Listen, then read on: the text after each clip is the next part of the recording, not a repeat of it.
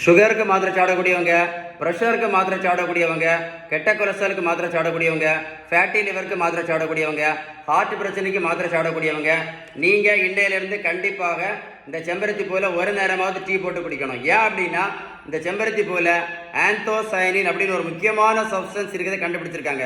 இந்த ஆந்தோசயனின் என்ன பண்ணுது அப்படின்னா ப்ரெஷரை குறைக்க யூஸ்ஃபுல்லாக இருக்குது, கெட்ட கொலஸ்ட்ரால் யூஸ்ஃபுல்லாக குறைக்க யூஸ்ஃபுல்லாக இருக்குது, சுகர் கூட கண்ட்ரோல் பண்ண யூஸ்ஃபுல்லாக இருக்குன்னு கண்டுபிடிச்சிருக்காங்க. அதனால ஒரு கைண்ட் ரிக்வெஸ்ட்டாக சொல்கிறேன், நீங்கள் சாப்பிட்டுட்டு இருக்கக்கூடிய மாத்திரைக்கு கூட டெய்லி கண்டிப்பாக இதை ஒரு நேரமாக டீ போட்டு குடிங்க. மறக்காமல் இந்த முக்கியமான இன்ஃபர்மேஷனை உங்கள் ஃப்ரெண்ட்ஸுக்கு ஷேர் பண்ணி கொடுங்க. நிறைய பேருக்கு எனக்கு யூஸ்ஃபுல்லாக இருக்கும். இந்த தம்பிக்கு பாருங்க, மொத்தம் 70 கிலோ வெயிட் குறைச்சிருக்கோம். 140லேருந்து 70 கிலோ. நான் ப்ரோட்டீன் பவுடர், மாத்திரை, ஜூஸு, தேன் இப்படி எதுவுமே நான் கொடுக்கல. நான் கொடுத்தது எல்லாமே பேலன்ஸ்டு டயட் மட்டும்தான். உங்களுக்கு ஏதாவது சந்தேகம் இருந்துச்சுன்னா கண்டிப்பாக கால் பண்ணி பேசுங்க. இந்த வீடியோ சேவ் பண்ணி வைங்க. மறக்காமல் உங்கள் ஃப்ரெண்ட்ஸுக்கு ஷேர் பண்ணி கொடுங்க. மறக்காமல் நிறைய பேருக்கு யூஸ்ஃபுல்லாக இருக்கும். எதை மறந்தாலும் ஆந்தோசயனின் மறந்துடாதுங்க, செம்பருத்தி புட்டி மறந்துடாதுங்க.